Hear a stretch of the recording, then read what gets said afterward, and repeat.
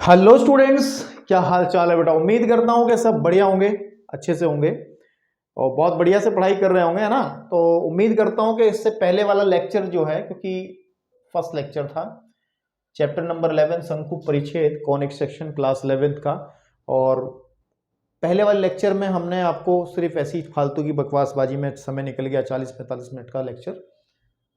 फालतू की बकवासबाजी नहीं, मतलब इस नाम का अर्थ समझाने में निकला है पूरा का पूरा कि कॉनिक सेक्शन क्यों है। अब हम पढ़ेंगे सही कायदे में, अब क्वेश्चंस करने हैं और अब हम पढ़ेंगे 11.1 का इंट्रोडक्शन, और जिसके अंदर पहला टॉपिक हम लोग पढ़ेंगे व्रत, सर्कल। और सर्कल कैसे बनता है शंकु परिच्छेद से, हमने वो सब डिस्कस किया था लास्ट लेक्चर के अंदर। तो उस लेक्चर को आपने देखा है तो अच्छी बात है, नहीं देखा तो विराम करो, मत देखो, इसको देखो, ठीक है, पर्याप्त है। यहीं से आपको चीज़ समझ में आएंगी, लेकिन देख लेना चाहिए, उसको मैं मना नहीं करूंगा, क्योंकि उससे आपकी नॉलेज थोड़ी बढ़ जाएगी कि इस चैप्टर का नाम शंकु परिच्छेद क्यों है, कॉनिक सेक्शन क्यों है। इस तरीके के प्रश्नों की जिज्ञासा अगर मन में है तो उसको देख लीजिएगा। तो अगर हम व्रत की बात करें, सर्कल की बात करें, कुछ बच्चे बहुत खुश होंगे कि व्रत पढ़ने को मिल रहा है। ये तो हमने पहले भी पढ़ा है, बिल्कुल सही बात है, लेकिन ये व्रत हमने ज्यामिति में पढ़ा था, ठीक है ना। और वो ज्यामिति जिसमें हम लोग परमे निर्मय परमे पढ़ते हैं ना, परमे थ्योरम्स पढ़ते हैं और वहां पर क्वेश्चंस करते हैं। लेकिन अब हम लोग व्रत को पढ़ेंगे निर्देशांक ज्यामिति के अंदर, कोऑर्डिनेट ज्योमेट्री के अंदर हम इसको पढ़ रहे हैं। जैसे हमने रेखा को पढ़ा है, रेखा को हमने कोऑर्डिनेट ज्योमेट्री में पढ़ा है, निर्देशांक ज्यामिति में पढ़ा है और बहुत सारी बातें सीखी हैं रेखा के बारे में। उसी तरीके से व्रत को भी हम पढ़ेंगे और व्रत की भी कुछ और जानकारी हम लोग लेंगे निर्देशांक ज्यामिति के अंदर। तो सबसे पहली बात, एक बात है कि जो डेफिनेशन होती है व्रत की, कोई पूछ भी लेता है तो वो तो आपको सबको क्लियर ही होनी चाहिए कि व्रत क्या है। एक ऐसे व्रत क्या है, अगर डेफिनेशन पे जाए थोड़ा सा बता दें आपको, ठीक है ना, आपको बता दें कि व्रत क्या है, कि किसी तल में ऐसे पॉइंट का एक सेट है। ये कोई तल है हमारा, ठीक है, इस तल में ऐसे बहुत सारे पॉइंट्स हैं, बहुत सारे पॉइंट्स हैं, ठीक है ना, बहुत सारे पॉइंट्स हैं जिनकी किसी एक फिक्स पॉइंट से डिस्टेंस सेम रहती हो। अगर ये डिस्टेंस आर है तो इस पॉइंट की भी आर है, इस पॉइंट की भी आर है, और इस पॉइंट की भी आर डिस्टेंस है, इस पॉइंट की भी आर डिस्टेंस है, इसकी भी आर है, तो ये समान दूरी पर हो। तो इस तरीके से जो ये एक इनका समुच्चय बनेगा, है ना, ऐसे पॉइंट्स का जो समुच्चय बनेगा। भाई इसमें बहुत सारे पॉइंट्स होंगे और भी, हमने तो कुछ स्पेसिफिक पॉइंट ले लिए, ये ले लिया, ये ले लिया, लेकिन इनके बीच में भी अनंत पॉइंट हैं। तो वो सारे पॉइंट्स अगर मैं इकट्ठा कर लूं, बहुत सारे पॉइंट्स हैं, और इन सारे पॉइंट्स की खास बात क्या है बेटा, कि वो एक फिक्स पॉइंट, यानी कि इस फिक्स पॉइंट से इक्वी डिस्टेंस पर हैं, समान दूरी पर हैं। तो ये डेफिनेशन एनसीईआरटी वालों ने लिखी और ये होती भी है, जेन्युइन डेफिनेशन भी है कि कि व्रत क्या है। अगर लिखना चाहे थोड़ा लिख देते हैं कि व्रत, ठीक है ना, व्रत जो है तल में स्थित, है ना, तल के उन बिंदुओं का समुच्चय, उन बिंदुओं का समुच्चय, है ना, आपके पास में सेट होगा, समुच्चय होता है जो तल के किसी बिंदु से समान दूरी पर, है ना, तल के एक स्थिर बिंदु से, ठीक है ना, समान दूरी पर होते हैं। ये एक बेसिक डेफिनेशन है, थोड़ा सा याद रखने के लिए, और मैंने क्लियर भी कर दिया है। तो व्रत की डेफिनेशन यही होती है, इसको थोड़ा सा याद रख लें। इसके अलावा भी बहुत सारी बातें हैं, वो आपने 9th में पढ़ी हैं, 10th में पढ़ी हैं और आगे भी पढ़ेंगे। व्रत बड़ा ही वाइड टॉपिक है, ऐसी बात नहीं, इतना छोटा भी नहीं है। तो अब हम लोग इसको कोऑर्डिनेट ज्योमेट्री के अंदर पढ़ें अगर, तो देखिए ध्यान से, इस डेफिनेशन के अकॉर्डिंग हमारे पास व्रत जो होता है उसमें एक फिक्स पॉइंट होता है जिसको हम स्थिर बिंदु कहते हैं। उस फिक्स पॉइंट को अगर मैं ओ कह दूं तो इसको हम कहते हैं व्रत का केंद्र, that is the centre of circle. ये क्या होगा, व्रत का केंद्र हो जाएगा, जो स्थिर बिंदु है। ये वाला जो स्थिर बिंदु जिसके लिए इस्तेमाल किया गया है ये शब्द, वो व्रत का केंद्र है। और अगर हम लोग मान के चलो ये बाहर की जो बाउंड्री, ये जो पॉइंट्स हैं, इस पे तो बहुत सारे पॉइंट्स है ना, किसी एक पॉइंट को पकड़ लेता हूं और इस पॉइंट की ये जो डिस्टेंस है, इस वाली दूरी को यहां से इस पी पॉइंट को मैं कह दूं, और इस पी पॉइंट को और इसके बीच की दूरी को हम आर कह दें, तो ये कहलाती है वृत्त की त्रिज्या। वृत्त की त्रिज्या कहलाती है त्रिज्या। अंग्रेजी में ध्यान रखना, रेडियस क्या कहते हैं, रेडियस ऑफ सर्कल, ठीक है। और उसको कहते हैं सेंटर, क्या कहते हैं, सेंटर। ये सब टर्म्स आपको याद होनी चाहिए, ठीक है ना। तो इतनी बात आपको समझ में आ जाएगी। और आपको एक बात और पता है छोटी क्लासेस को लेकर के कि भाई अगर हमारे पास कोई सर्कल है, बातें तो बहुत सारी हैं लेकिन अभी उतनी करेंगे जितनी हमें नई चीज़ पढ़नी है, पुरानी चीज़ों पे ज़्यादा गौर नहीं करेंगे।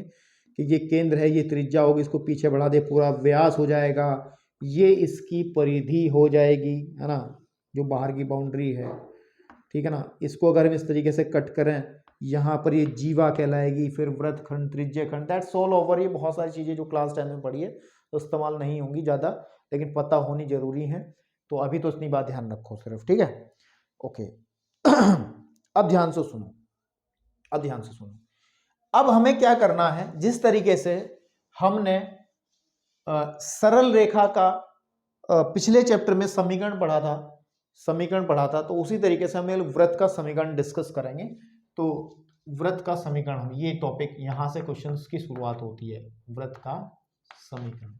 और वृत्त का समीकरण, समीकरण का मतलब है आपके पास में कि आपको पता है कि इस पर बहुत सारे पॉइंट हैं, इस पर बहुत सारे पॉइंट्स हैं, अनगिनत पॉइंट्स हैं। कि सपोज कर लो यहाँ पर पॉइंट x1 y1 है, and there is a point x2 y2, and there is a point x3 y3। तो there is so many points, बहुत सारे पॉइंट्स हैं। तो इक्वेशन क्या होता है, समीकरण मैं पहले ही बता चुका, समीकरण जो है इनके जो निर्देशांक है, इसके भुज और कोटि में एक रिलेशन होता है, जो इस वृत्त पर स्थित सभी बिंदुओं के लिए सत्य होता है। वो संबंध, वो रिलेशन ही हमारा क्या कहलाता है, समीकरण कहलाता है। समीकरण के बारे में मैंने बहुत बढ़िया से बताया था जब सरल रेखा पढ़ाई थी। तो समीकरण क्या होता है बेसिकली, कि इस वृत्त के पॉइंट्स, इसके जितने भी पॉइंट्स इस पर आएंगे, अनगिनत पॉइंट्स हैं, काउंट नहीं कर पाओगे, बहुत सारे पॉइंट्स हैं, उन सभी पॉइंट्स के जो निर्देशांक है उनमें जो रिलेशन है, समझ में आ रही है बात, तो उसको हम लोग कहेंगे, जो संबंध जो निकल के आएगा उसको हम कहेंगे, क्या कहेंगे, वृत्त का समीकरण। निकालते हैं। तो इक्वेशन ऑफ सर्कल कैसे निकालते हैं, सपोज कर लीजिए हम इसको इस तरीके से कंसीडर करते हैं, ये एक्स एक्सिस है, क्योंकि निर्देशांक ज्यामिति में पढ़ रहे हैं तो अच्छे से पढ़ेंगे। ये वाई एक्सिस है और हम लोग इसको मूल बिंदु मानते हैं। कोई वृत्त हमारे पास यहां पर इस तरीके से है, और सपोज कर लेता हूं इसके कोऑर्डिनेट, इसके सेंटर के जो कोऑर्डिनेट है, इसके जो वृत्त के केंद्र के जो निर्देशांक हैं, that is called h, k हैं, h, k हैं।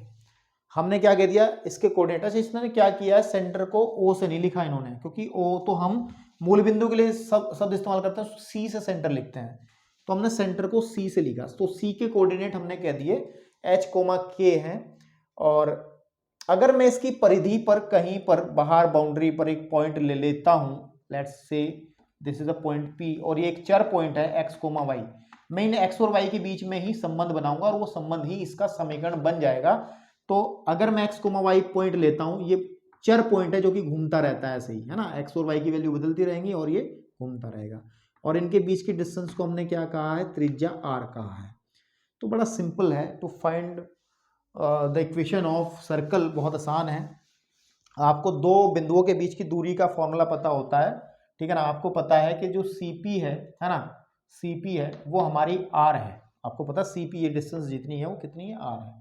CP कैसे निकलेगी, हमारे पास दूरी वाला सूत्र है ना, दो बिंदुओं के बीच की दूरी वाला सूत्र क्या होता था, x1 माइनस x2, भाई दो पॉइंट्स अगर होते थे that is called x1 and y1, और ये हमारा x2 एंड y2, और अगर इनके बीच की डिस्टेंस d निकालनी होती थी क्लास 10th में, तो हम निकालते थे फॉर्मूला लगा करके x2 माइनस x1 का whole square plus y1 minus y2 का होल स्क्वायर। तो वही फॉर्मूला यूज कर लो इसमें भी। तो हम क्या देखेंगे, हम देखेंगे कि x माइनस h का होल स्क्वायर अंडर रूट के अंदर, and plus y minus k का whole square that is equal to R के इक्वल होगा, बिकॉज यही तो होगा। दोनों साइड का अगर मैं वर्ग कर देता हूं, है ना, वर्ग कर देता हूं, तो इधर से रूट हटेगा तो ये आ जाएगा y माइनस के का whole square is equal to are square. बस इसको दिमाग में डाल लो, इसका ताबीज बना के गले में पहन लो, यही इक्वेशन है, यही समीकरण है, व्रत का समीकरण, यही व्रत का समीकरण है, यही व्रत का समीकरण है, व्रत का समीकरण है, ठीक है ना। और इस व्रत के समीकरण के अंदर यहां से आप देख पाओगे जो एच के है वो आपका केंद्र है, इज व्हाट, केंद्र है, that is centre C, and R जो है वो आपकी त्रिज्या है। ये बहुत अच्छे से आपको पता होनी चाहिए। बस यही खेलेंगे पूरी एक्सरसाइज के अंदर, केंद्र त्रिज्या समीकरण, केंद्र त्रिज्या समीकरण, केंद्र त्रिज्या, कभी समीकरण पूछेगा, कभी केंद्र पूछेगा, कभी त्रिज्या पूछेगा, बस यही कलाकारियां करनी है, बाकी कोई दिक्कत नहीं है, ठीक है ना। इसको फटाफट नोट करो, देन हम लोग अब बाकी कुछ नहीं है, एग्जाम्पल्स पे चलते हैं। किस पे चलते हैं? एग्जाम्पल्स पे। तो जैसे कि एग्जाम्पल नंबर 1 की अगर हम लोग बात करें, if you talking about example number 1 of NCERT, तो वो क्या है, देखिए उदाहरण नंबर 1 क्या कह रहा है, क्या कहना चाह रहा है, वो कह रहा है कि केंद्र मेरे पास में है, ठीक है ना, मैं लिख दे रहा हूं, केंद्र जो है 0,0 है, मूल बिंदु है, तथा जो रेडियस है, जो त्रिज्या है, ठीक है ना, वो है आर वाले व्रत का समीकरण, ठीक है ना, ज्ञात करो। ये एक एग्जाम्पल है, बड़ा सरल है, ज्ञात करो। तो सीधी सी बात हो गई, अगर हम इस फॉर्मूले की बात करें कि हमने पढ़ा है कि अगर सेंटर एच के होगा तो इक्वेशन ये बनेगा। तो अगर मैं इस क्वेश्चन को हल करूं तो सेंटर क्या है, सेंटर इन्होंने कहा है मूल बिंदु है, तो एच की वैल्यू 0 एंड के इज ऑल्सो 0। तो जब इसमें भरेंगे तो x माइनस 0 का whole square plus Y minus 0 का whole square is equal to are square, या X square plus Y square is equal to are square. तो दिस इज द इक्वेशन। ये एक समीकरण है एक ऐसे व्रत की जिसका केंद्र 0,0 है, ठीक है ना। इसको थोड़ा सा अगर फील करें डायग्राम के हिसाब से भी तो फील कर सकते हैं कि इस तरीके से आपके पास में बनेगा कोई सर्कल जिसका केंद्र तो 0,0 हो गया, 0,0, और ये डिस्टेंस जो है ये आर रेडियस है, ये भी आर, ये भी आर, ये भी आर, तो इस तरीके से आपका ये बनेगा, ठीक है मेरे भाई। दैट्स एग्जाम्पल नंबर, ठीक है।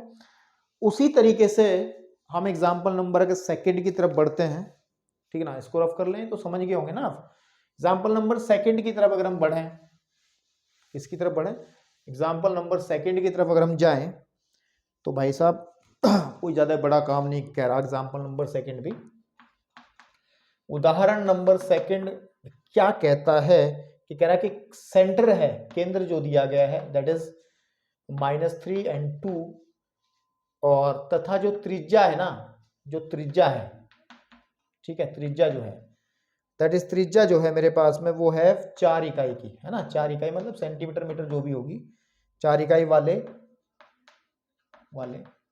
व्रत का ना समीकरण ज्ञात करना, व्रत का समीकरण ज्ञात करो, ये एग्जांपल है। तो सीधी सी बात है, हम लोग फॉर्मूला यही यूज करेंगे।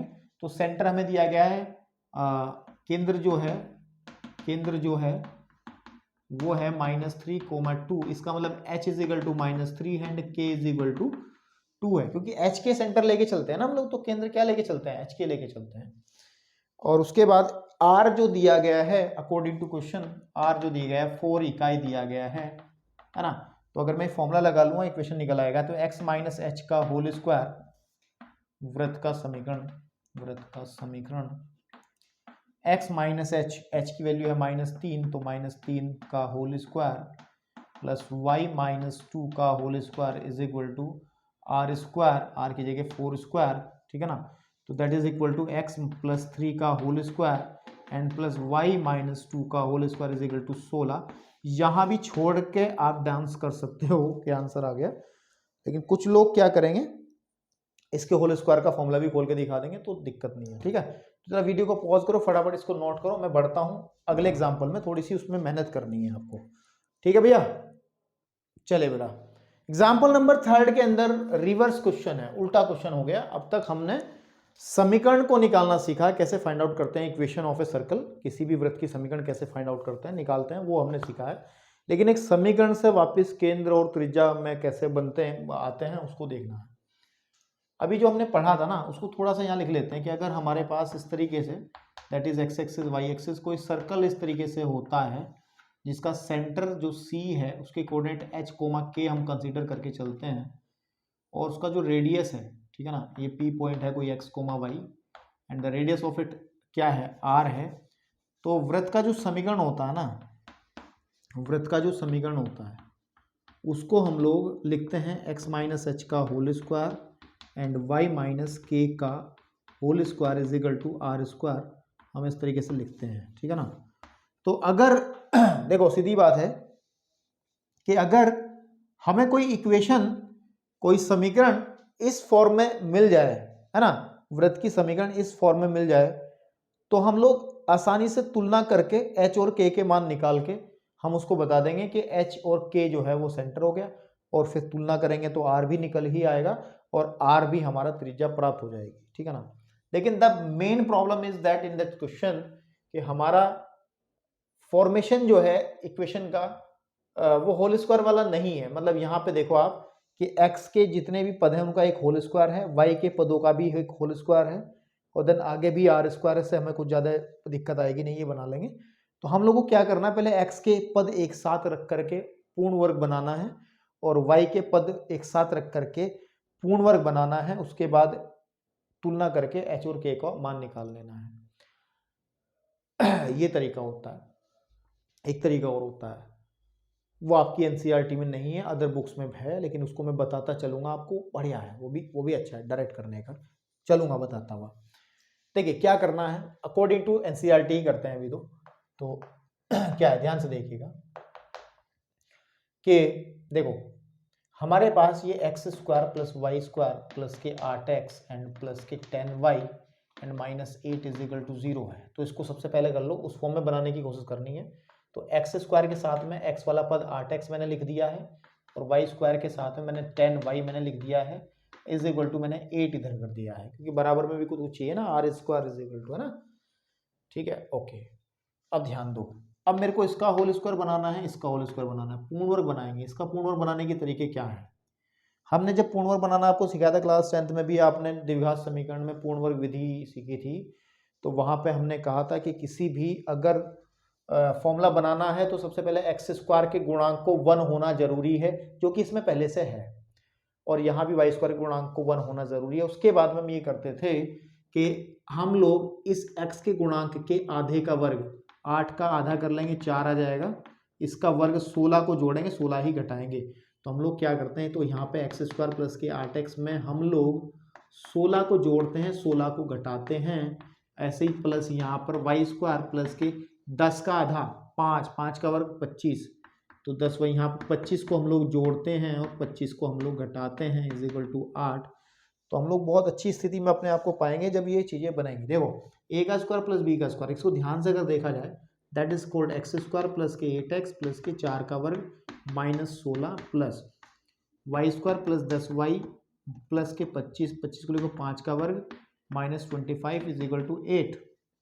अब भाई ध्यान से देखना, a का स्क्वायर प्लस b का square plus 2ab that is called x plus 4 का होल स्क्वायर एंड माइनस के 16 और माइनस के 25 को बाद में लिखूंगा, पहले इसके बारे में बात करते हैं। a का स्क्वायर प्लस b का स्क्वायर प्लस 2ab, तो यह आ जाएगा y प्लस 5 का whole square and is equal to 8 तो पहले से था ही, 16 प्लस कर लो और 25 भी प्लस कर लो, बिकॉज ये माइनस का उधर, ये भी उधर चला जाएगा। तो यह आ जाएगा x प्लस के 4 का whole square then y plus के 5 का whole square is equal to, और ये हो गया 24, 49 हो गया, ये हो गया 49। और अगर हम देखें इसलिए को x, अब हम क्या करते हैं, इस इक्वेशन को इस फॉर्म में कन्वर्ट करते हैं। तो हम देखते हैं, हम लिखेंगे x माइनस करना, बिकॉज इन दैट फॉर्मूला हमारे पास यहाँ माइनस होता है, तो हम इसको माइनस करेंगे। तो इसको माइनस करेंगे तो यहाँ माइनस का 4 कर लेंगे, इसमें क्या है, तो माइनस माइनस प्लस का 4 ही रहेगा, का whole square plus y minus minus 5 का whole square is equal to 7 square.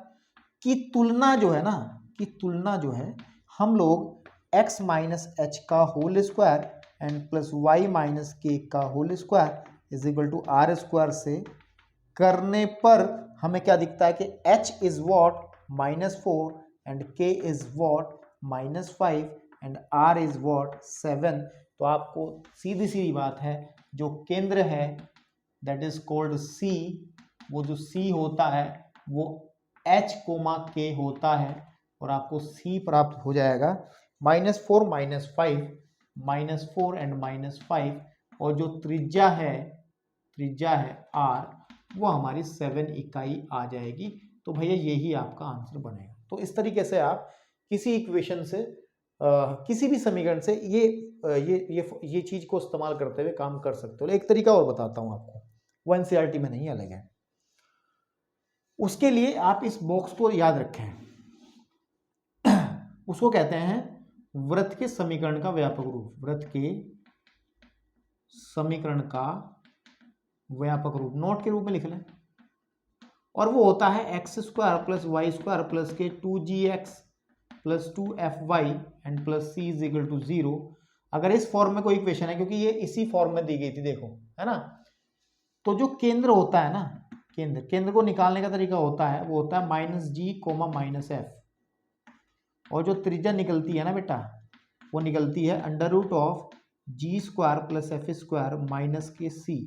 तो ये त्रिज्या निकालने का तरीका है, r निकालने का। तो इस बॉक्स को याद रखें, अप्लाई करके दिखाऊंगा। आप इसको पहले वीडियो को पॉज करके नोट कर लो, इसको अप्लाई करके दिखाता हूं इस क्वेश्चन के अंदर, ठीक है। देखो अप्लाई कैसे करना है भाई, आप ये व्यापक समीकरण है, इसकी हम लोग क्या कर लेते हैं कि हम लोग इस इक्वेशन से तुलना कर लेते हैं कि x² + y² + के 2gx एंड + के 2fy एंड + के c = 0 से हम इसका तुलना करते हैं। तुलना करने पर तो हमें मिलेगा कि 2g इज वॉट 8 है and g is equal to आ जाएगा 4। देख लो भाई, x² y² x, तो ये 2g किसके बराबर हो जाएगा 8 के, 2f किसके बराबर हो जाएगा 10 के, 2f इज इक्वल टू 10 है, तो f इज इक्वल टू कितना आ जाएगा 5 के। चेक कर लो, बटे में जाएगा ना। Then c is what, c आ जाएगा -8 के। तो देखो हमने कहा है कि अगर इक्वेशन इस फॉर्म में है तो केंद्र बनेगा ये वाला, तो केंद्र क्या बनेगा, अच्छे से दिमाग में रख लेना, बहुत काम आएगी टेक्निक। केंद्र बनेगा C, वो बनेगा -g, -f, that is C। -g का मान है 4 एंड f का मान है -5 हो गया। देखो उस पहले तरीके से भी हमारा -4 एंड -5 ही आया था, और इससे भी आया है। अब निकालते हैं त्रिज्या, दैट इज r, उसका फॉर्मूला है g² + f² and -c, that is g² का मतलब हो जाएगा 16, क्योंकि g की वैल्यू है 4 का स्क्वायर 16 + 25 - 8, ठीक है ना। c की वैल्यू है -8, तो हम लिखेंगे -8, ठीक है। तो अगर आप ध्यान दो तो ये जब सॉल्व करेंगे इसको, 16 और 25 41 और 8 हो गए 49, तो यहाँ से आप r की वैल्यू 7, तो आप देख लो त्रिज्या भी आपकी कितनी आ रही है 7 आ रही है। तो ये भी बड़ा कारगर तरीका है, ये अदर बुक्स में दिया है, तो अदर बुक्स में है तो मुझे सरल लगता है, ये बहुत सरल लगता है, उस पूर्ण वर्ग वाली टेक्निक से ये ज़्यादा सरल है। तो आई थिंक इसको आप नोट करके रखें कि वृत्त का व्यापक समीकरण ऐसा लिखें, अगर ऐसा आए तो उससे हम लोग केंद्र डायरेक्टली -g -f केंद्र बन जाएगा, त्रिज्या बन जाएगी ये, ठीक है। चलिए अब इसका एग्जाम्पल और बचता है इसके इंट्रोडक्शन के अंदर, एग्जाम्पल नंबर 4, देन हम लोग एक्सरसाइज की तरफ प्रोसीड करेंगे बेटा, जाएंगे फिर। चलिए बेटा एग्जाम्पल नंबर 4 में थोड़ी सी मेहनत है, और अपने बेसिक कॉन्सेप्ट को इस्तेमाल करते हुए हम लोग इस क्वेश्चन को आराम से कर देंगे। तो देखो क्या कह रहा है, बिंदु 2, -2, एक बार चेक कर लूं मैं सही भी लिखा है नहीं है, ठीक है। एंड 3, 4 से होकर जाने वाले उस वृत्त का समीकरण ज्ञात करो जिसका केंद्र रेखा x + y = 2, देख रेखा का समीकरण दे दिया, रेखा वाला चैप्टर इस्तेमाल में आएगा, x + y = 2 पर स्थित है। तो मतलब जनरली उसने क्या कहा है कि इस फिगर को हटा दे रहा हूं मैं ना, ये तो आपको पता ही चलेगी ना, उसने जनरली कहने की कोशिश क्या की है, उसने एक ऐसे सर्कल का इक्वेशन पूछ रहा है, इसका क्वेश्चन पूछ रहा है, इस सर्कल के ऊपर ना 2 पॉइंट है, दैट इज 2 एंड -2, और कहीं ना कहीं एक पॉइंट और होगा, और वो है 3, 4, और साथ ही साथ कहा है कि जो इसका केंद्र है, सेंटर है, वो एक लाइन पर है। किस लाइन पर है, उस लाइन का जो इक्वेशन है, इसका जो समीकरण है वो है x + y = 2। तो सेंटर तो C होता है, उसको हम H के कह लें, देखो इक्वेशन निकालने के लिए हम लोगों को क्या चाहिए, सेंटर चाहिए, है ना। हम लोगों को क्या चाहिए, सेंटर चाहिए और रेडियस चाहिए, है ना। सेंटर और रेडियस चाहिए, रेडियस यानी कि ये वाली आर चाहिए। तो चलिए बात बनाते हैं इसकी, तो हल करते हैं, देखो ध्यान से हल करना है। माना अभीष्ट, अभीष्ट मतलब जो निकालना है, अभीष्ट वृत्त का जो केंद्र है, का केंद्र हम लोग कंसीडर करते हैं एच के, तथा त्रिज्या को कंसीडर कर लेते हैं, त्रिज्या आर है, त्रिज्या क्या है, आर है, ऐसा कंसीडर कर लेते हैं।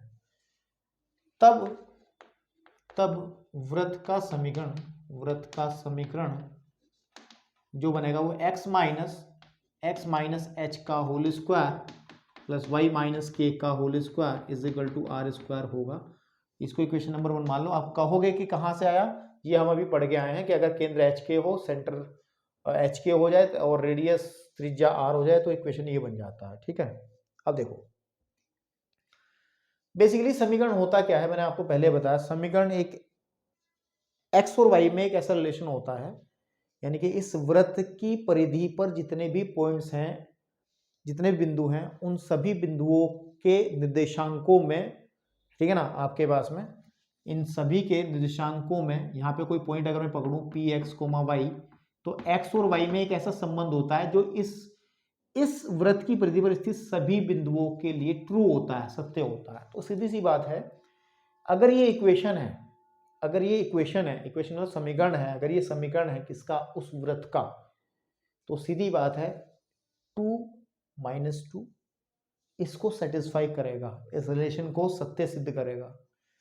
तो अब देखो, चूंकि जो बिंदु है, बिंदु दैट इज बिंदु, थोड़ी चौक बड़ी ले लें, बिंदु है दैट इज 2, -2 वृत्त एक पर स्थित है, एक पर स्थित है।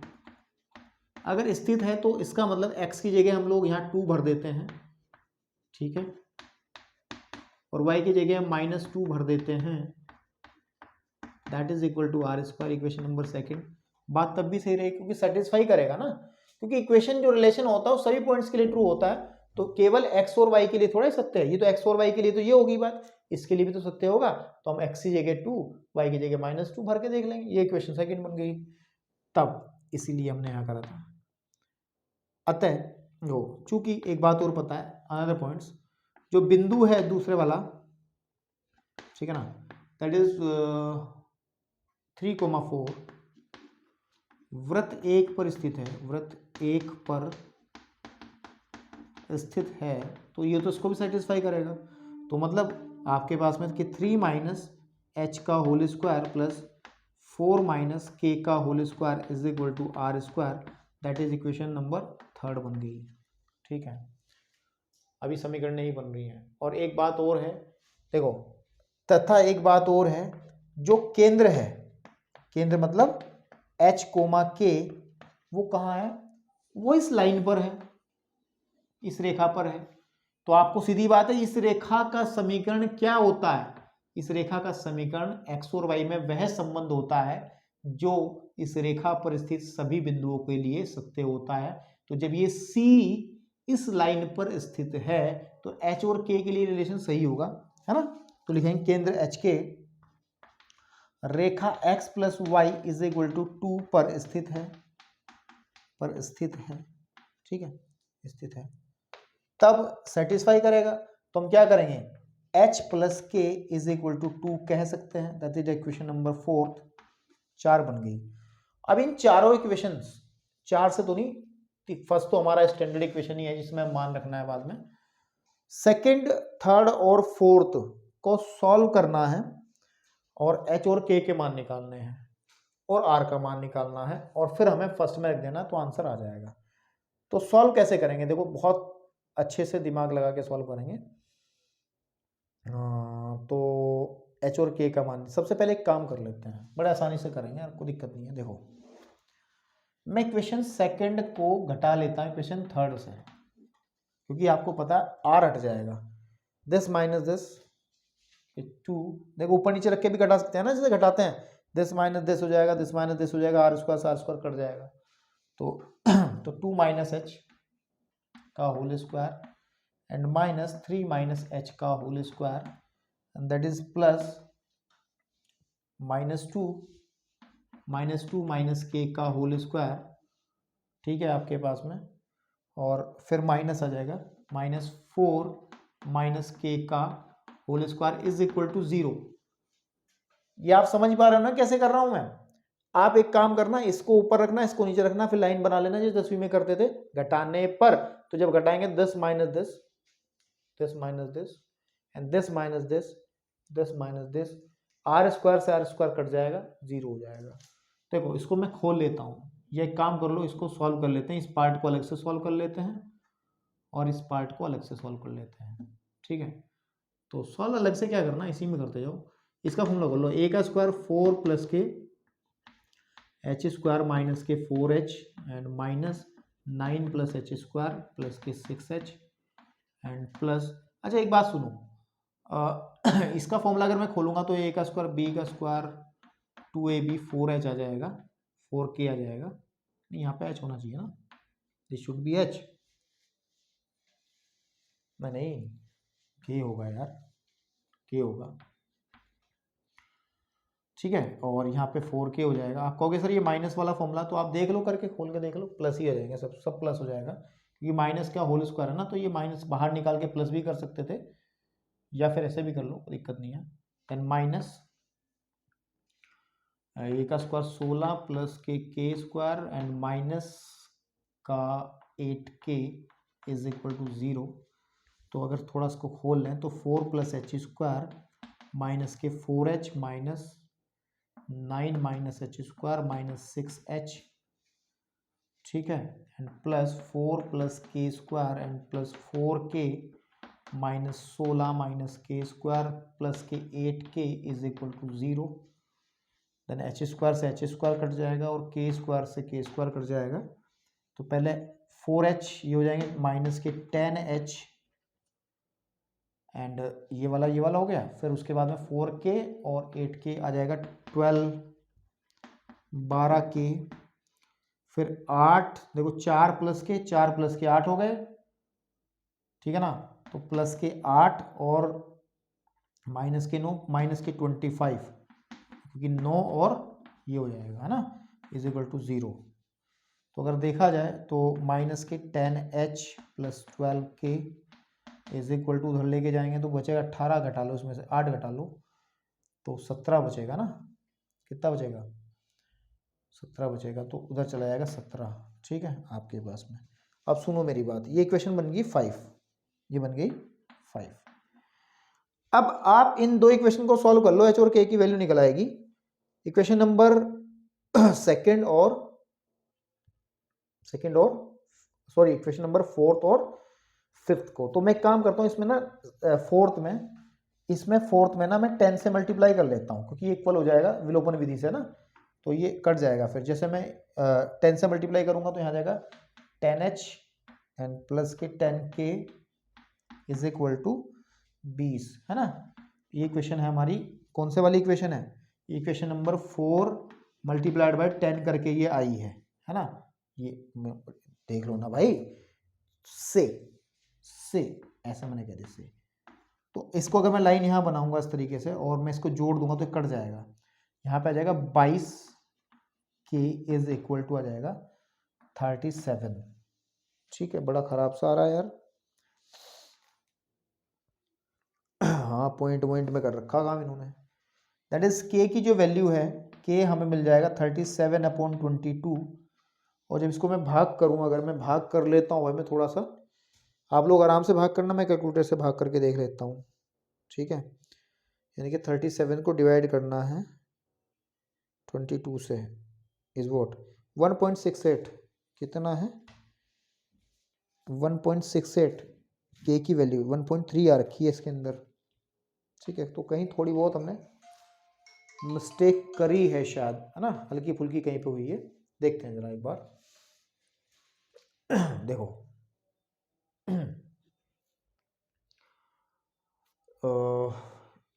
ए का स्क्वायर बी का, ठीक है, 9, ये ओफो ओफो ओफो मिस्टेक इज हियर। देखो यहाँ से ये माइनस का फॉर्मूला था तो यहाँ माइनस आएगा, ठीक है। जब माइनस आएगा तो फाइनली ये प्लस हो जाएगा, और जब ये प्लस हो जाएगा तो यहाँ पर आगे तो दिक्कत नहीं हुई है, कुछ भी नहीं, आगे दिक्कत नहीं है, हाँ। और तो ये प्लस हुआ है तो फिर ये h और ये h यहाँ पे 2h बचेगा, केवल प्लस का 2h। अब तो सारा आगे से दोबारा कर लेते हैं, ठीक है। कितना जाएगा, प्लस का 2h, वो आपको मिल भी गई वो गलती जो मैं कर रहा हूँ, तो 2h, ठीक है। और उसके बाद में के देखो 4 ये रखा, 8 12 के ही आएगा, 12 के एंड और उसके बाद क्या होगा भाई, बाकी तो सब सेम ही रहेगा शायद 17, क्योंकि अगर देखा जाए तो 4 और 4 8 तो अलग हो गया है ना, और ये हो गया 16 और 9 25, तो 16 और 9 25 माइनस के 17, क्योंकि आप 5 इधर से और देखो ना 4 1 बचेगा ना, हाँ 17 आ जाएगा, माइनस का 17, तो उधर जाके प्लस का 17 हो जाएगा। अब इस इक्वेशन में हमें 10 से नहीं मल्टीप्लाई करनी है, इसमें कितने से करनी है, 2 से करनी है। किससे करनी है, 2 से। तो जब 2 से करेंगे आ जाएगा 2h plus 2k is equal to 4। ये तो इक्वेशन हमारी कौन सी है, जो बन के आई है, कौन सी बन के आई है, 5th हो गई, और ये वाली है 4th में हमने मल्टीप्लाइड बाय 2 करा है से, ठीक है। लाइन खींच दो, घटाने पर ये माइनस और ये भी माइनस, तो एक कैंसिल आउट हो जाएगा। यहाँ पे 10k इज इक्वल टू आ जाएगा आपके पास में 13, that is k is equal to आ जाएगा 1.3, ठीक है। k इज इक्वल टू आ जाएगा 1.3, और इसकी वैल्यू समीकरण 4th में रख लो, है ना। समीकरण 4th से आप k का वैल्यू जब यहाँ भरोगे तो h क्या आ जाएगा, 2 माइनस, क्योंकि आपको पता है h इज इक्वल टू कितना होगा, 2 माइनस k हो जाएगा इधर ले जा करके, ठीक है ना। तो आप 2 माइनस 1.3, तो that is equal to 0.7 something आएगा, 0.7 ही आ रहा होगा, है ना, 0.7। तो h की वैल्यू आ गई हमारी, h की वैल्यू आ गई 0.7। अब आप चाहते हो कि हमारी वैल्यू कौन सी निकल आए, r भी निकल आए, तो इसको रखने के लिए सेकंड में रख लो या थर्ड में रख लो, तो आप रख लो थर्ड में, ठीक है ना। तो h की वैल्यू निकल आई, तो आप एक काम करेंगे, अब समीकरण आप थर्ड से बात कर लोगे। थर्ड में जब रखोगे तो 3 minus h, and 3 minus h is what, h है 0.7 का whole square and plus 4 minus के का मतलब 4 माइनस 1.3 का whole square is equal to are square. तो फाइनली जब इसको सॉल्व करेंगे ना, तो something r square is equal to something 12 point, आपके एनसीईआरटी से उठा रहा हूँ, 58 आ जाएगा, है ना, 58। और जब इसका वर्गमूल निकालेंगे तो आर की वैल्यू, आप वर्गमूल निकालना जानते होंगे, 12.58 का वर्गमूल जब आप निकालेंगे तो आर, वैसे आर स्क्वायर ही चाहिए ना हमें, तो हम वर्गमूल क्यों निकालेंगे इसका, आर स्क्वायर हमारा ये हो गया, क्योंकि हम लोग क्या करना है, इक्वेशन निकालना है, यहाँ पे समीकरण निकालनी है ना, यही तो समीकरण होती है। तो आंसर क्या बनेगा, मैं आंसर यहाँ लिख रहा हूँ, आंसर यहाँ लिख रहा हूँ, फ्रेम में आ रहा है ना नीचे वाला पूरा, ये बॉक्स दिख जाएगा ना आपको, हाँ दिख रहा है, ठीक है। तो बेटा आंसर जो बनेगा वो बनेगा x माइनस एच का मतलब है h की वैल्यू है 0.7 का whole square plus y minus k मतलब 1.3 का होल स्क्वायर, ठीक है, आपके is equal to are square का मतलब 12.58, दैट इज द इक्वेशन। ये इक्वेशन है उस वृत्त की जो इन दो बिंदुओं से जाता है और जिसका केंद्र इस रेखा पर स्थित होता है। तो ये रहा आपका ये। तो अब हम लोग तैयार हैं एक्सरसाइज के क्वेश्चंस करने को। उम्मीद करता हूं कि आप अपने आप पहले ट्राई करेंगे, देन कोई दिक्कत आएगी तब मुझे बात करना है मेरे से, ठीक है। धन्यवाद।